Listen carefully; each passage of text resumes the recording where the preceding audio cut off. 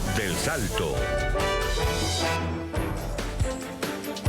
Tal y como lo apuntaban todas las encuestas, Nayib Bukele alcanza un triunfo aplastante en las elecciones en El Salvador, un resultado que certifica la defunción de cualquier intento de oposición. Bukele se convierte así en el primer presidente de esta nación centroamericana en repetir mandato. Esto a pesar de que en 1983 se promulgó la actual constitución que prohíbe la reelección inmediata. No solo se queda con el Ejecutivo, sino que el Partido Nuevas Ideas del presidente Bukele del oficialismo ha logrado 58 de 60 diputados en la Asamblea Legislativa. Esto, entre otras cosas, le va a permitir al Ejecutivo continuar con los estados de excepción que ha disminuido la violencia y también ha enviado a la cárcel a más de 70.000 personas. Bienvenidos a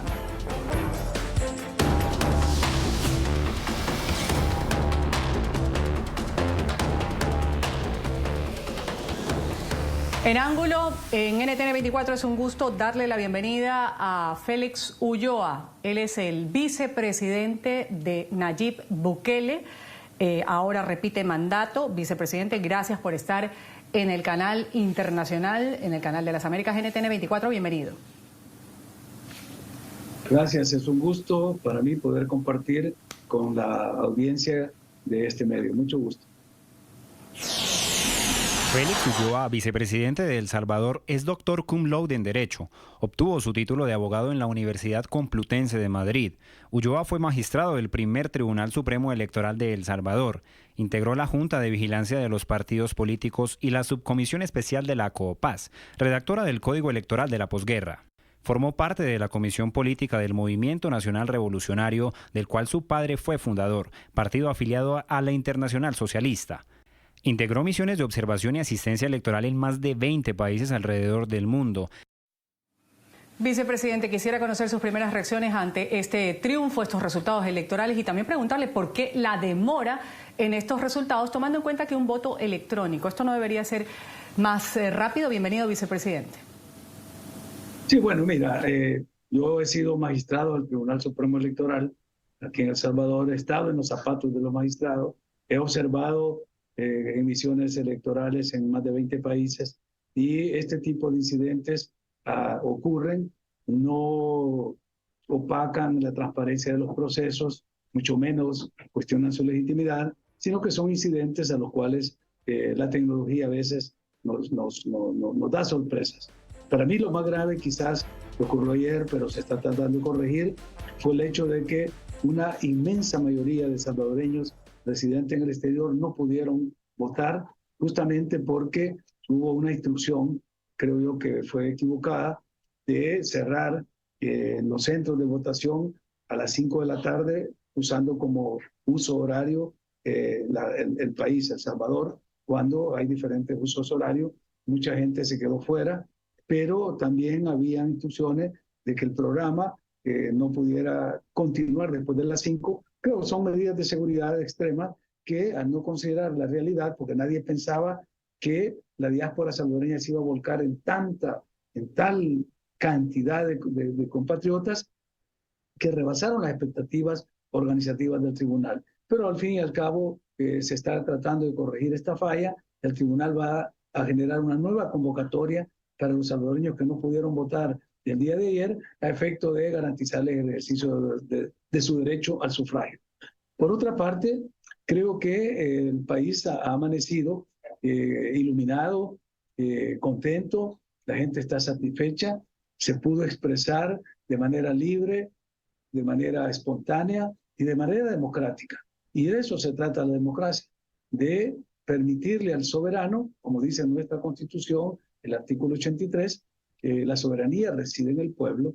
Entonces el pueblo se expresó y eso le da al país la continuidad de un proyecto. Porque el tema de la reelección del presidente Bukele, a pesar de que él personifica un proyecto, se trata, como dijera una revista internacional que publicó con mucha certeza que El Salvador está viviendo una nueva era y que a lo mejor esta nueva era podía también inspirar transformaciones en otros países de nuestra región, porque se habla ya del modelo Bukele, se habla ya de cómo poder importar en algunos casos este modelo para atacar temas estructurales como son la violencia que afecta a nuestros países. Antes de pasar a hablar sobre otros países de la región que quizás quieren el consejo del presidente Bukele o un poco emular lo que ha sucedido en El Salvador, no ha habido ninguna sorpresa en estas elecciones, tal y como apuntaban todas las encuestas. Y es que el gobierno de Nayib Bukele, el gobierno al que usted pertenece, pues se le atribuye haber rebajado al mínimo durante su gobierno la violencia, homicidios y también lo que se llama extorsiones. Dijo en su discurso de triunfo el presidente Bukele, incluso antes de conocerse los resultados electorales, que la oposición ha quedado pulverizada. Sería la primera vez que en un país existe un partido único en un sistema plenamente democrático. Toda la oposición junta quedó pulverizada.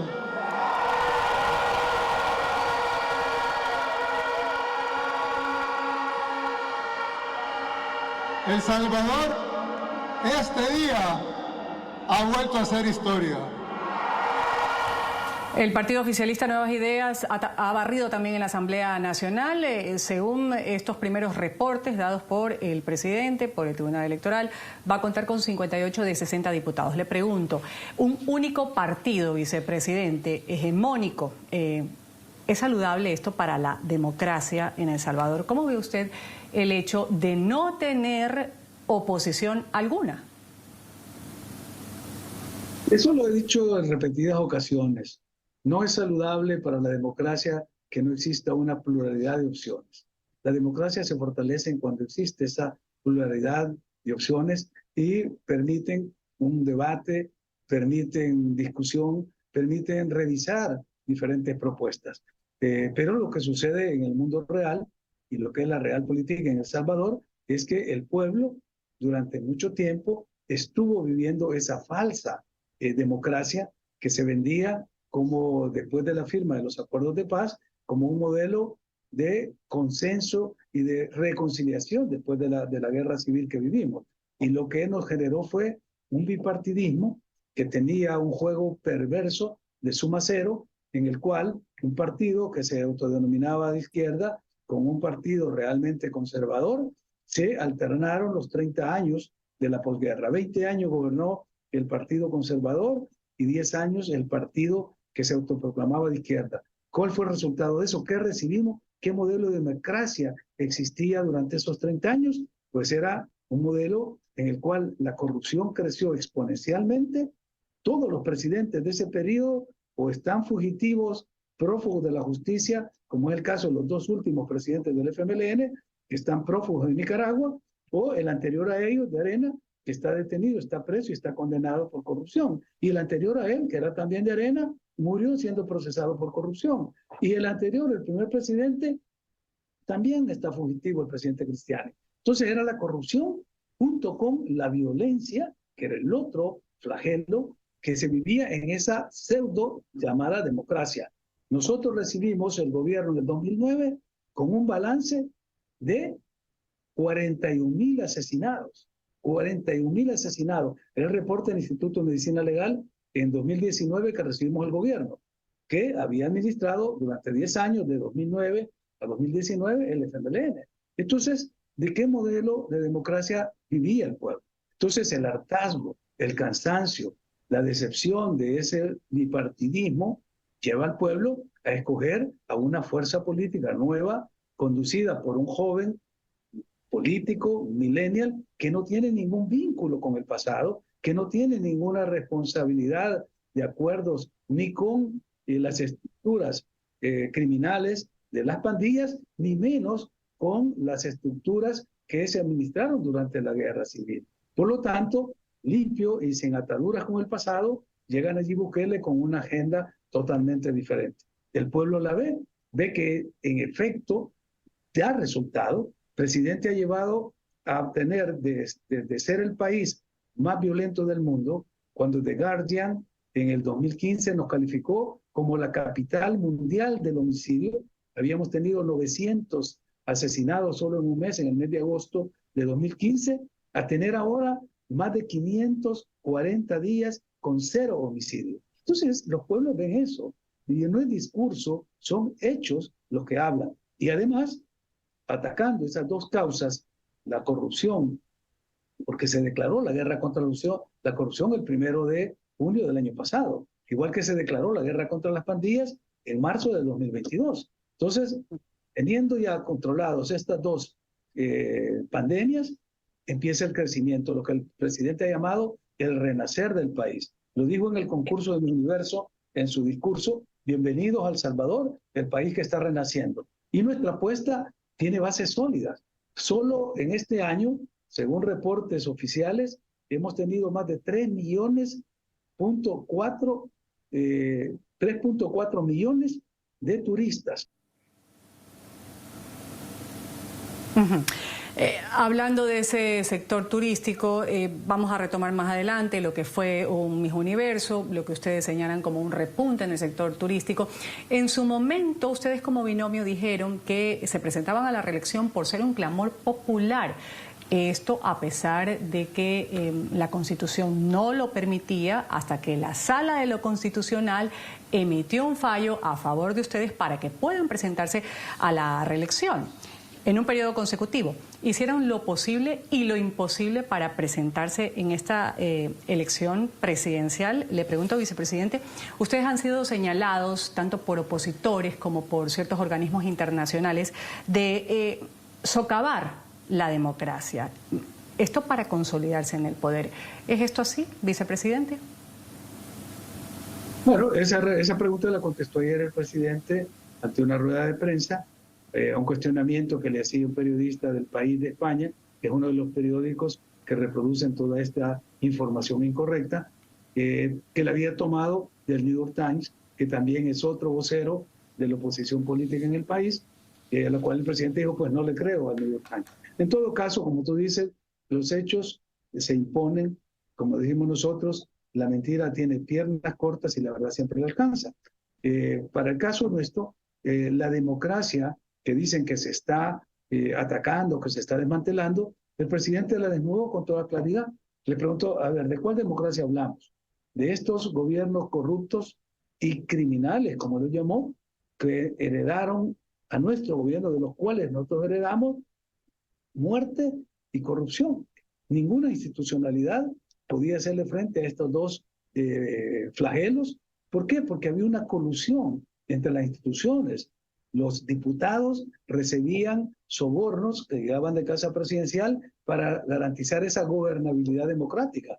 Aquí se conoció como la política del maletín negro, porque salían maletines llenos de dinero hacia la Asamblea Legislativa para conseguir esos consensos.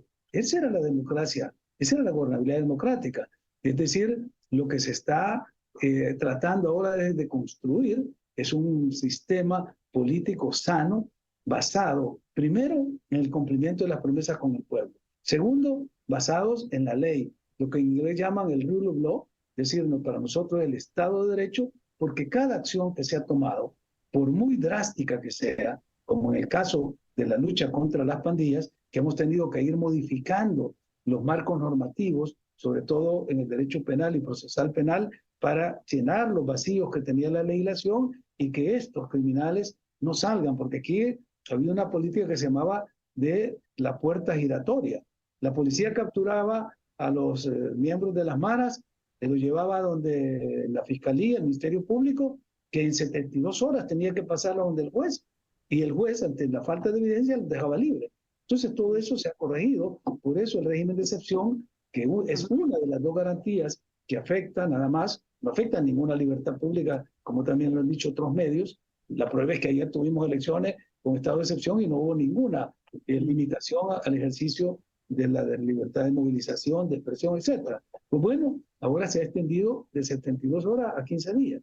Y los jueces están aplicando penas que han sido aumentadas por las reformas a los códigos penal y procesal penal. O sea, pues, para enfrentar una guerra con un enemigo como las pandillas, tú necesitas un sistema jurídico político que te permita dar esa batalla, no dentro de las normas del derecho común o de las reglas del derecho penal normal, porque estás combatiendo a un régimen, a una estructura criminal. Entonces, todo eso es trabajar dentro del Estado de Derecho, porque se podía haber hecho sin importar la modificación. La prueba de estos casos es que en Ecuador, cuando se declara la guerra contra los carteles, inmediatamente se decreta un estado de excepción. ¿Por qué? Porque tenés que entrar a aplicar normas o medidas coactivas que en una situación normal no se aplican. Pero eso no es desmontar la democracia. Eso no es tener una deriva autoritaria. Eso es tener el talante de un estadista y la capacidad de liderazgo fuerte basado en la democracia para cumplirle a la democracia. Justamente usted que ha iniciado esta respuesta tocando a la prensa, pues se lo escuchó al presidente Bukele en ese discurso del triunfo el pasado domingo, inconforme, insatisfecho con los reportes que da tanto la prensa nacional como internacional. Se refirió a algunos medios de comunicación de la siguiente manera. Dicen ellos que los salvadoreños viven oprimidos, que los salvadoreños no quieren el régimen de excepción, que los salvadoreños viven con miedo del gobierno. Y yo les digo a los periodistas que nos acompañan esta noche, en total libertad, en total seguridad, aquí en el país más seguro de todo el hemisferio occidental,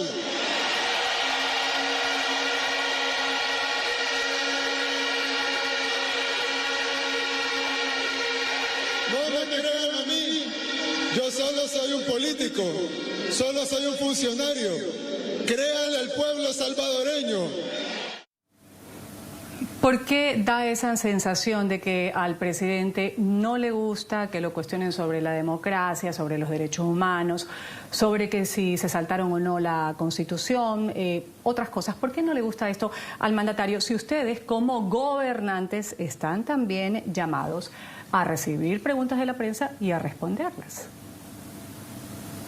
No, mira, a veces uno se siente incómodo porque son preguntas recurrentes, reiterativas, que ya no tienen el sentido de aclarar a sus audiencias lo que sucede en un país. Cuando el presidente se quejó del nivel de periodismo que había, de la pobreza de los periodistas, que yo la he llamado la falta de profesionalismo, pero ahora, como lo decía el presidente, y lo hemos comprobado 1000 veces, simplemente lo que hacen es los refritos de los medios, de los outlets nacionales, de los medios nacionales que todos sabemos están en contra del presidente porque eran medios vinculados al statu quo anterior.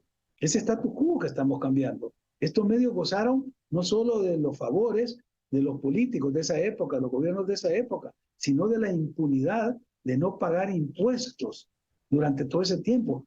Esa familia, dueñas de esos 2 periódicos, han construido imperios económicos utilizando la franquicia de sus medios porque no pagaban impuestos. El presidente lo dijo en la campaña, van a pagar impuestos, y cuando ganamos la Asamblea Legislativa en el 2021, de las primeras decisiones es hacerlos pagar impuestos. Entonces, esas son las fuentes que citan estos periódicos y estos medios. Por eso incomoda, porque se les ha aclarado 1, 2, 3, 4 veces, y vienen y repiten lo mismo. Entonces, cuando ese es el mecanismo de un start over and over and over again, tú ya ves que no hay la intención sana de un periodismo independiente y profesional, sino una agenda política de atacar una persona, un gobierno, que afectan la imagen del país. Ya te decía, una de las grandes industrias que está creciendo en El Salvador es el turismo.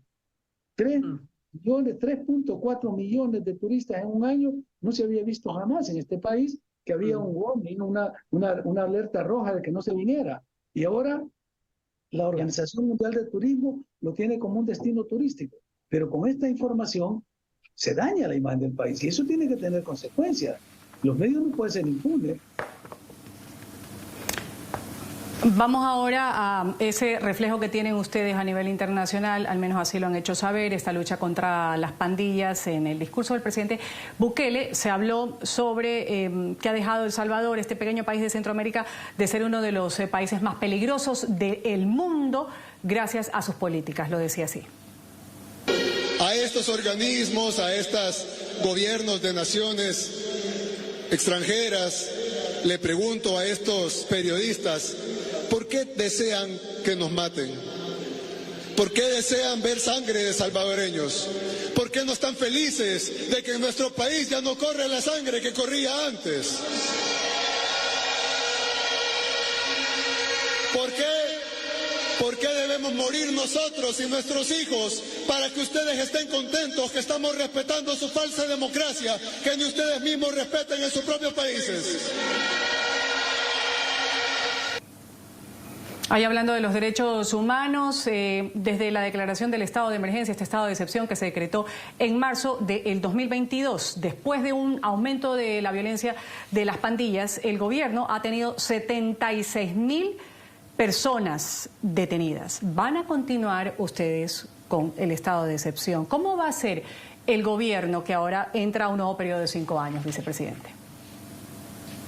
Mira, el estado de excepción, como lo ha dicho el presidente, lo vamos a seguir solicitando mientras las condiciones que lo generaron no hayan cambiado. Porque el estado de excepción no lo decreta el gobierno, lo decreta la Asamblea Legislativa, o sea, el Congreso, con la mayoría súper calificada, la más alta que puede existir. O sea, pues que no era una decisión que podía tomar solo el Partido Nuevas Ideas, sino que tenían que concurrir con sus voluntades otros diputados para que se pudiera extender cada 30 días el estado de excepción. Por ahora, creemos que todavía están las condiciones que lo generaron y hay que continuar con él. Las estructuras criminales, a pesar que las hemos golpeado y que les hemos quitado sus fuentes de financiamiento, les hemos decomisado su armamento, les hemos decomisado dinero, drogas, sus infraestructuras logísticas, pero todavía están subsistiendo. En el caso de la MS, de la máxima dirección de ellos, que son 15 miembros, que se llaman 15 sillas, hemos capturado 13. Todavía nos faltan 2. Pero también están los palabreros, están los corredores de programa, están los homeboys, están los gatilleros, los sicarios. En fin, todavía hay que seguir combatiendo el cáncer. El presidente ponía ayer el ejemplo del cáncer. Es decir, si una metástasis que tiene el cuerpo es tratada efectivamente por la quimioterapia, la radioterapia, etcétera, pero tú dejas células cancerosas, el cáncer se puede reproducir. Entonces hay que dar el tratamiento profiláctico adecuado. Y yo creo que eso es lo que vamos a hacer. No es primera vez que El Salvador va a estar bajo régimen de excepción por periodos largos de tiempo. Cuando yo ejercía la profesión de abogado, en la época de la dictadura militar, de la guerra, pasamos más de 5 años con estado de excepción. Me tocaba a mí ir a defender presos políticos, sacarlos de la cárcel, porque sí había una violación de derechos humanos sistemática como política del Estado.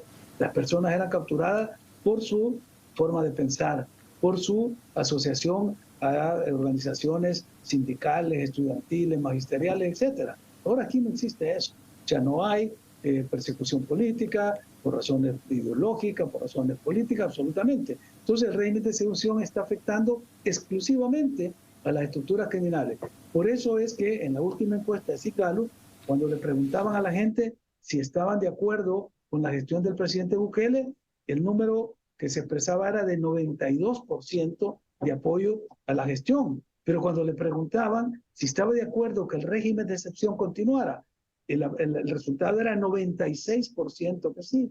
O sea, el estado de excepción va a continuar. O sea, va a continuar porque es lo que el pueblo está solicitando. Sienten la seguridad del Estado, sienten que es un instrumento para mantener a raya a las estructuras criminales y no afecta a nadie de la población. Ni una sola libertad pública jamás fue afectada, ni cuando se inició, ni ahora.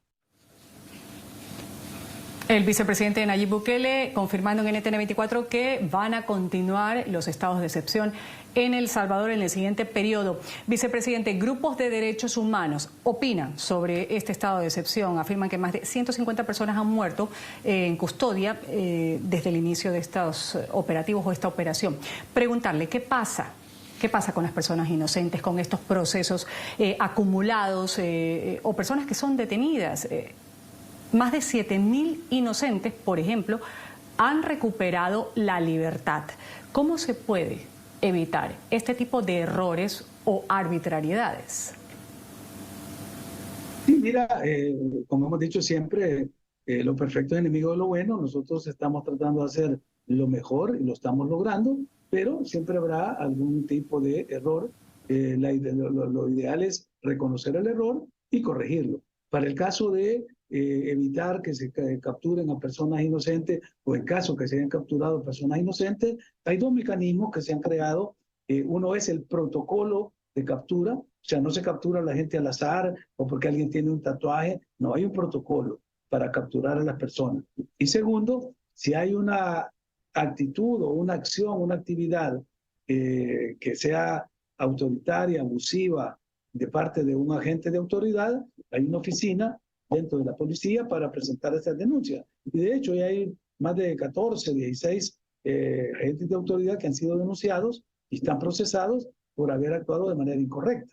Ahora, con las personas que fallecen o que han fallecido en los centros penitenciarios, si tú revisas el histórico del fallecimiento de personas en los penales, puedes agarrar los últimos 10, 15 años y vas a ver que mueren más de 150 personas al año en todo este periodo. Entonces, que hayan muerto 150 personas es parte de ese histórico. La gente se muere en la cárcel, se muere en los hospitales, se muere en su casa.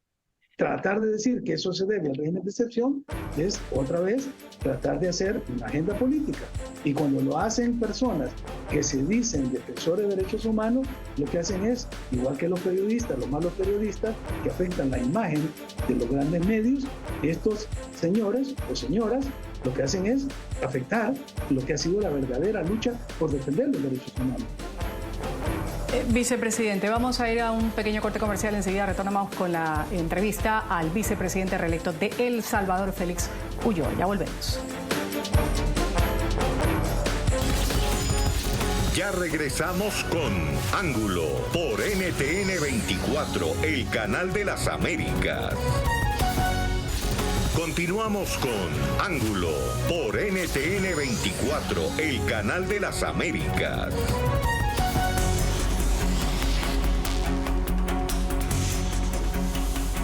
Seguimos aquí en Ángulo dialogando con el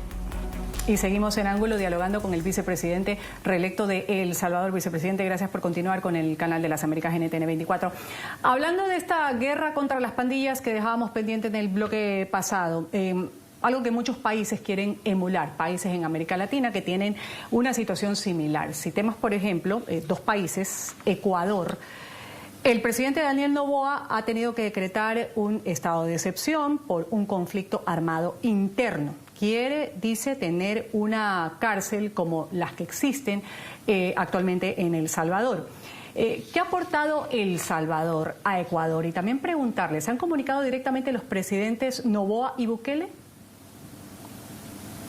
Pues mira, no tengo yo registro de una comunicación entre ambos. Sí tenemos registro, porque lo ha dicho públicamente, del presidente de Argentina con él, que se han comunicado de un intercambio de nuestro ministro de Justicia, que es el que encabeza el Gabinete de Seguridad, con la ministra Patricia Bullrich de Gobernación de Argentina. Con el caso de Ecuador no tengo información, más que la que sale en los periódicos y que el presidente dijo que la empresa que había construido el CECOT, es el centro que tenemos acá para los terroristas, era la que iba a construir los dos centros penitenciarios en Ecuador. Pero más allá de eso no tengo información.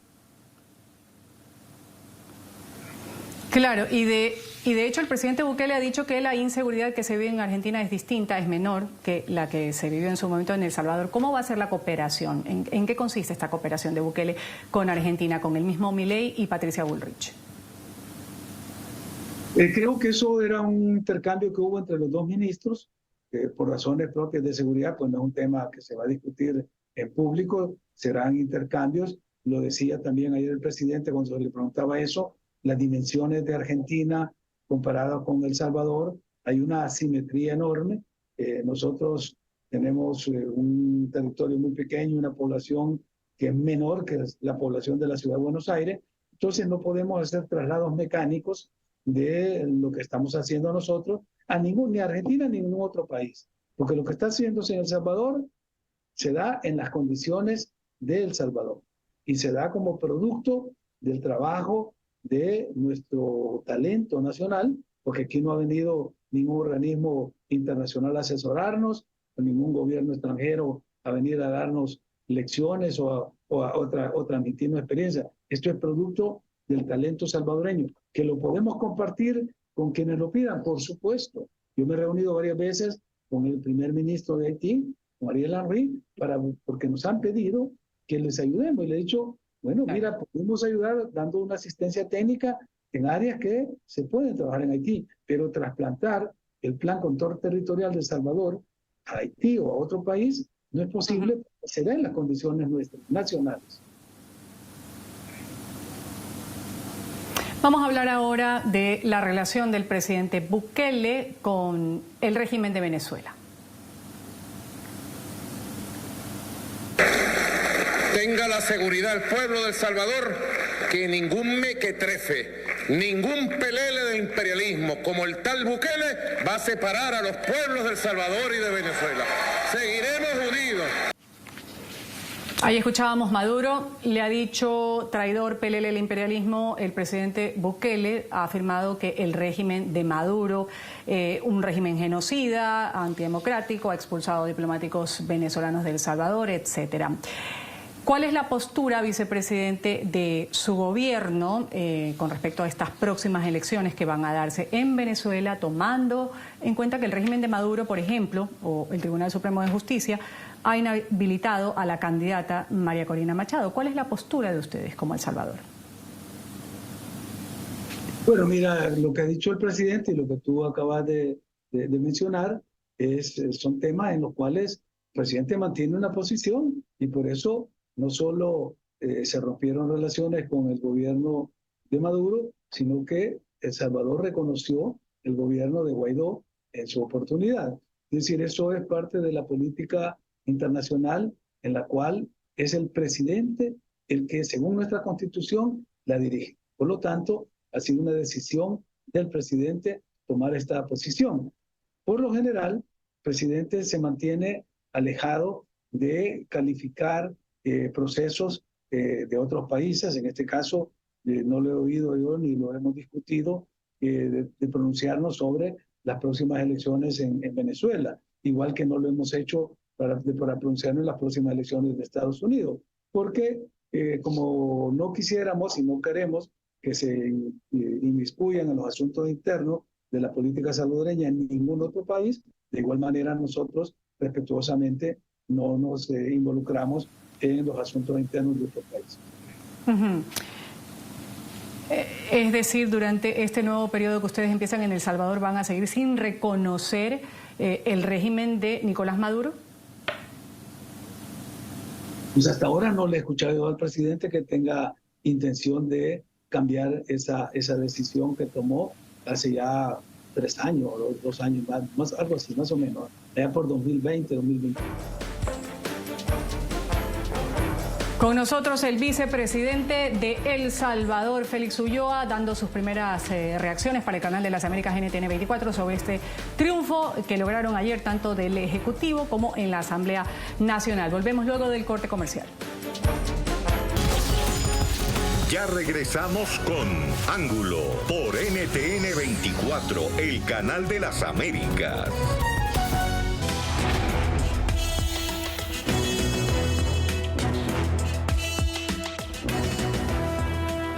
En septiembre de 2021, el presidente de El Salvador, reelecto, Nayib Bukele, cambió su biografía en su cuenta de Twitter, para aquel entonces agregando la frase: el dictador más cool del mundo mundial. Esto generó malestar entre sus opositores. Seguimos hablando con el vicepresidente Félix Ulloa, vicepresidente de El Salvador. Vicepresidente, al presidente Bukele no le preocupa que lo tachen de autoritario o de violador de los derechos humanos. En la cima de la popularidad, él se autoproclama como un dictador cool. ¿Cómo ha sido, le pregunto yo, trabajar con un autoproclamado dictador cool y ahora continuar 5 años más de un nuevo periodo? Ya, es muy fácil. Uno toma las críticas donde vienen. Cuando uno ve quienes dicen que el presidente Bukele es un dictador, uno sabe que vienen de las personas y de las instituciones y los organismos que tienen esa misión de atacar lo que él dice, el ejemplo de El Salvador, como una agenda propia. Pero además son los replicadores de la crítica que la oposición en El Salvador no puede hacer, porque en El Salvador dejó de ser relevante la oposición. Y tienen vergüenza, y la mayoría de los miembros de los partidos tradicionales de oposición son fugitivos de la justicia. Los 2 presidentes últimos del Congreso están prófugos, uno del FMLN en México y el otro de Arena en California. Los ministros andan huyendo, los diputados se fueron del país. Entonces, esa gente es la que dice que aquí hay una dictadura o que Bukele es un dictador. Para mí, te voy a decir, y te lo decía inicialmente, en estas pláticas que hemos tenido a veces muy íntimas, la convicción de que el presidente Bukele es un demócrata no me cabe ninguna duda. Lo hemos discutido. Y estar trabajando con él, para mí es un honor, pero además está haciendo y está realizando muchas de las cosas por las que yo luché en la época de los 70, en la época de los 80. Él es un millennial, yo soy un baby boomer. O sea, yo le duplico la edad y mi experiencia en las diferentes etapas de mi vida, en luchar por una democracia, en trabajar por una democracia, ahora yo estoy viendo que la estamos obteniendo. La diferencia es que sí tiene un liderazgo fuerte y la comparación que hace el pueblo entre el presidente, el último que tuvimos, profesor Sánchez Serén, y el presidente Bukele es abismal. Por eso, en alguna ocasión, en Washington, el mismo presidente Bukele, cuando estaba Sánchez Serén de presidente, dijo, en El Salvador no hay presidente, porque el presidente Sánchez Serén no estaba dirigiendo el país, no aparecía, aún en las crisis más serias, no estaba. Cuando hubo una masacre aquí de las pandillas, que asesinaron unos trabajadores de una empresa que estaba poniendo unos cables, una empresa telefónica, salió a los 2 días a decir que el gobierno iba a ver que investigaba. Aquí, cuando asesinaron a un campesino en Comasagua, un caporal de una finca, el presidente dijo, tanto vale la vida de un empresario, de un político, de un diputado, como la de un campesino. Y dio las instrucciones, se hizo el primer cerco y de ahí se estableció la técnica de los cercos con 2.000 efectivos y se capturó a toda la estructura criminal que había participado en ese homicidio. Esa es la diferencia. Entonces el pueblo lo ve como un presidente que sí está al frente en el momento de las crisis. Y para finalizar, simplemente hay que tener las 2 figuras, la figura del dictador y la figura del líder democrático. El dictador oprime, reprime, humilla a su pueblo. Un líder como Nayib Bukele, la población lo ve como un protector, como un padre de familia, como alguien que está inmediatamente que se necesita la mano del gobernante. Esa es la diferencia. Bueno, pero ha sido el propio presidente que se ha puesto en más de una ocasión como el dictador más cool del mundo mundial. Vicepresidente, un corte comercial, regresamos enseguida con las conclusiones en esta entrevista con el vicepresidente de El Salvador en Ángulo. Ya regresamos con Ángulo por NTN 24, el canal de las Américas. Continuamos con Ángulo por NTN 24, el canal de las Américas. Antes de agradecer su participación, vicepresidente de El Salvador, preguntarle, ¿ustedes van a buscar un tercer mandato? Pues como lo hemos dicho, lo dijo él y lo he dicho yo, como está la Constitución en este momento, no está autorizado el segundo mandato. Por eso es que hemos insistido para desvirtuar esa campaña de que esta candidatura es inconstitucional, porque la Constitución en el artículo 152, numeral 1, habilita un segundo mandato. Hasta ahí. O sea que el presidente Bukele se presentó a las elecciones cumpliendo exactamente lo que exige la Constitución, los dos requisitos del artículo 152, numeral 1. Para un tercer mandato, la Constitución, tal como está hoy, no lo permite. Vicepresidente Félix Ulloa, vicepresidente reelecto de El Salvador, vicepresidente Nayib Bukele, gracias por su tiempo aquí en el canal de las Américas NTN 24. Hasta una nueva oportunidad. Ha sido un gusto. Gracias a ustedes por su sintonía y su compañía. Me despido. Soy Ruth del Salto desde nuestro Centro Internacional de Noticias en Asia, en Qatar. Continúen con la señal del canal de las Américas.